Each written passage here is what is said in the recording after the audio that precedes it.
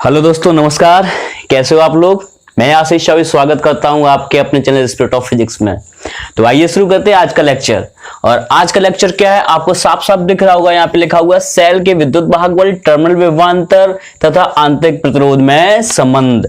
ठीक है, relation between EMF, terminal potential and internal resistance. हमें संबंध निकालना है। एक सेल है, सेल का विद्युत वाहक बल, टर्मिनल विभवांतर और आंतरिक प्रतिरोध में संबंध निकालना है। क्लियर ना। तो आप लोग विद्युत वाहक बल तो जानते होंगे, विद्युत वाहक बल क्या होता है। टर्मिनल विभवांतर मैंने बताया हुआ है क्या होता है। ठीक है, और बात किसकी चल रही है, ये सेल की सारी चीजें हैं, विद्युत वाहक बल, टर्मिनल विभवांतर। अब बात आती है कि आंतरिक प्रतिरोध क्या है। ये हमने आपको नहीं बताया है, तो हम अब बताते हैं कि आंतरिक प्रतिरोध क्या है। देखिए भाई, समझिए, जो किसी पर सेल क्या है, किसी वहां परपथ के साथ जुड़ा हुआ है, और सेल क्या करेगा, वहां परपथ में वैद्युत धारा प्रवाहित करेगा। तो वहां परपथ में जो वैद्युत धारा प्रवाहित होती है वो सेल के धन सिरे से निकलती है, वहां परपथ में प्रवाहित होती है और ऋण सिरे की तरफ अंदर हमें लगता है प्रवेश करती है। यही तो होता है। अब सेल के अंदर जो विद्युत धारा होती है वो कैसी चलती है जानते हो। मतलब वैसे वैद्युत धारा सेल के धन सिरे से निकलती है, वहां परपथ में प्रवाहित होती है, ठीक है, और सेल के अंदर चली जाती है, यानी कि धन से ऋण की ओर। ये हुआ कॉन्सेप्ट। सेल के अंदर क्या होता है, सेल के अंदर जो वैद्युत धारा होती है वो ऋण से धन की ओर चलती है। क्लियर। अब सेल जिस पदार्थ का बना होता है, जिस वैद्युत अपघट्ट पदार्थ का बना होता है, तो ये जो वैद्युत अपघट्ट पदार्थ होता है वो वैद्युत धारा के प्रवाह में रुकावट पैदा करता है, और यही जो रुकावट है वो कहलाती है सेल का आंतरिक प्रतिरोध। क्लियर। सेल का आंतरिक प्रतिरोध क्या होता है पता चल गया। देखो, जैसे ये एक सेल था, ये सेल था, ठीक है, ये किसी वहा परपथ के साथ जुड़ा हुआ था। यहां पे देखो वहा परपथ लगा हुआ है, और इसके साथ जुड़ा हुआ है हमारा सेल। ये देखो, तो ये प्लस है, ये है माइनस। इसका विद्युत वाहक बल कितना है, ई है। तो विद्युत धारा यहां से चलेगी, मान लो करंट यहां से चली, यहां से चली, और ये वहां परपथ, यहां पे प्रतिरोध इसका कितना है, आर है। तो करंट यहां से फ्लो होना स्टार्ट हुआ, ये देखो फ्लो हो रही है, और क्या हो जाएगी आगे सीधे जाके ऐसे होते हुए, ये देखो, और यहां से किस में चली जाएगी, सेल के अंदर चली जाएगी। तो धन सिरे से स्टार्ट हुई विद्युत धारा, ऋण सिरे में प्रवेश करेगी, लेकिन सेल के अंदर ये ऋण से धन की ओर चलती है। और सेल जिस वैद्युत अपघट्ट पदार्थ का बना होता है, जब सेल के अंदर ये वैद्युत धारा चलती है तो वो वैद्युत अपघट्ट पदार्थ धारा के प्रवाह में रुकावट पैदा करता है, जिसे सेल का आंतरिक प्रतिरोध कहते हैं। इसे स्मॉल आर से दिखाते हैं। ठीक है, तो स्मॉल आर हमने यहाँ पे, ये देखो, ये इसका आंतरिक प्रतिरोध बना दिया स्मॉल आर। इसको हम थोड़ा डॉट डॉट डॉट डॉट करके बॉक्स में क्या कर देते हैं, बंद कर देते हैं। ये देखो, हमने इसको बॉक्स में कर दिया बंद। क्लियर। सेल का विद्युत वाहक बल ई, आंतरिक प्रतिरोध स्मॉल आर। ठीक है, अब हमें डेरिवेशन करना है, तो ये हमारा फिगर काम आएगा। सेल का विद्युत वाहक बल कितना है, ई। अब टर्मिनल विभवांतर मापने के लिए हम यहाँ पे एक पोटेंशियोमीटर यानी कि एक वोल्ट मीटर लगा देंगे।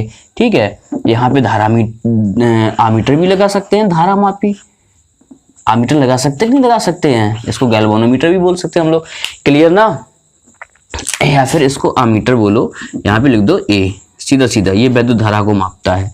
ठीक है, ये क्या मापता है, वैद्युत विभवांतर को मापता है। ये एक परपथ बन गया, एक सेल है जिसका आंतरिक प्रतिरोध ई है, सॉरी, एक सेल है जिसका विद्युत वाहक बल ई है, आंतरिक प्रतिरोध आर है। ठीक है, वहां परपथ का प्रतिरोध कितना है, आर। इससे वैद्युत धारा आई प्रवाहित होती है। तो हमें पता करना सेल के विद्युत वाहक बल, टर्मिनल विभवांतर और आंतरिक प्रतिरोध में संबंध। क्लियर। अब भाई देखो, जो वैद्युत धारा जा रही, देखो आई। अब टर्मिनल विभवांतर हमने ले लिया, टर्मिनल विभवांतर कितना है, V। तो यहां पे लिख देंगे, माना एक सेल जिसका विद्युत वाहक बल E, ठीक है, सेल के सिरों पर टर्मिनल विभवांतर, सेल के सिरों पर टर्मिनल विभवांतर V है, तथा सेल का आंतरिक प्रतिरोध स्मॉल r है। बहुत सारे मार्कर हैं आज लिखने के लिए, दिक्कत हो जाती थी, थोड़ा सही नहीं दिखता था, आज हम सही से दिखाएंगे। ठीक है, तो थोड़ा लिख लेते हैं, फील आएगा। माना सेल का विद्युत वाहक बल, विद्युत वाहक बल E, सेल के सिरों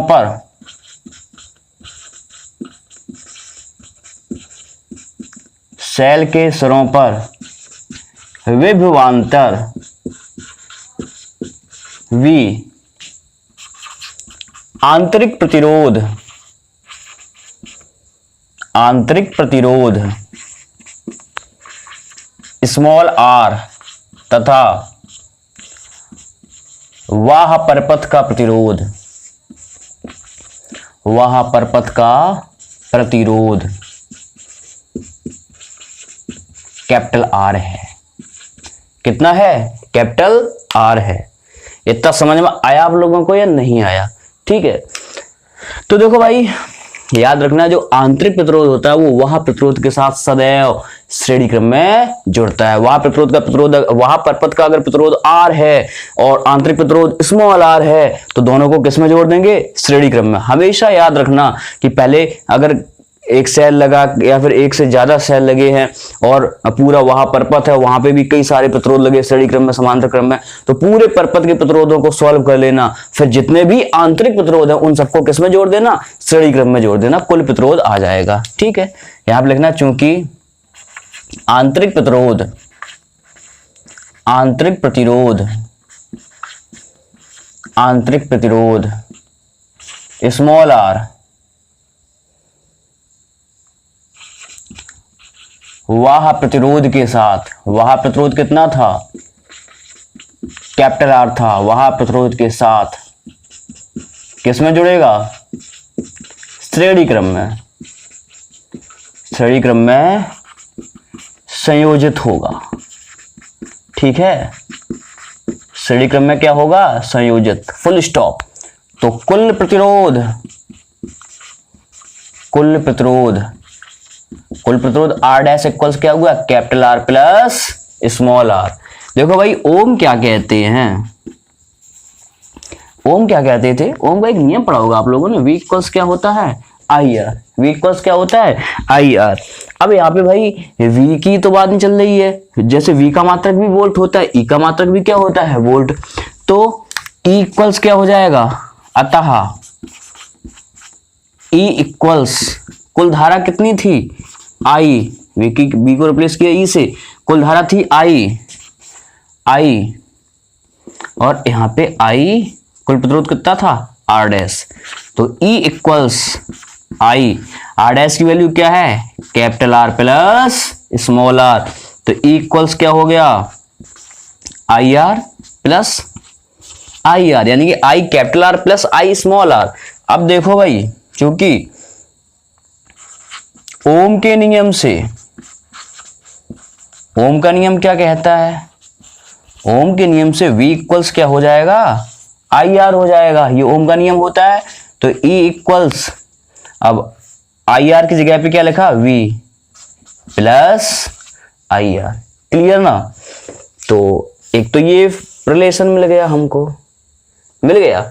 अब क्या किया हमने? E V को इधर लाओ तो ये हो जाएगा E minus V equals I are. ठीक, उसके बाद यहां पे लिख रही है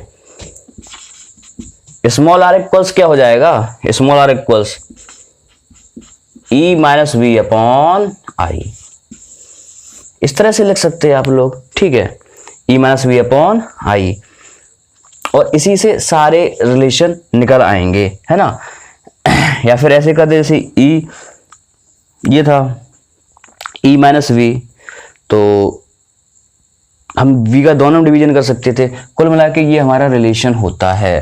ठीक है, ये क्या है? सेल के विद्युत वाहक बल, सेल के विद्युत वाहक बल E, देखो सेल के विद्युत वाहक बल E, टर्मिनल विभवांतर V तथा आंतरिक प्रतिरोध में संबंध। ये देखो निकल के आया।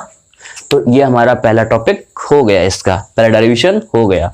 ठीक है, समझ में आया होगा। आई होप आप लोगों को समझ में आया होगा, ये हमने करवाया है। ठीक है, तो भाई मिलते हैं फिर अगले वीडियो में। बहुत शिकायत है आपसे, वीडियो आप देखते नहीं पूरा, कमेंट कर देते हो, लाइक कर देते हो, वो सारी चीजें चलती रहती है, लेकिन वीडियो आप पूरा नहीं देखते। भाई ये कोई मतलब ऐसा वीडियो नहीं है जो आपको थोड़ा एंटरटेन करे, ये एजुकेशनल वीडियो है। और पता नहीं क्यों ऑडियंस रिटेंशन इतना कम क्यों आता है। आप लोगों को भलाई के लिए ही वीडियो बनाता हूं मैं, ताकि आप जो लॉकडाउन में नहीं पढ़ पा रहे हो तो आप उस चीज को पढ़ सको। खैर कोई नहीं, मेरा जो काम है मैं करता रहूंगा, आपका काम है आप करिए या ना करिए, वो आप पे डिपेंड करता है ना? तो मिलते हैं फिर अगले वीडियो में अगले लेक्चर के साथ। बहुत ही इंपॉर्टेंट जानकारी के साथ। तब तक के लिए इजाजत दीजिए। राधे राधे।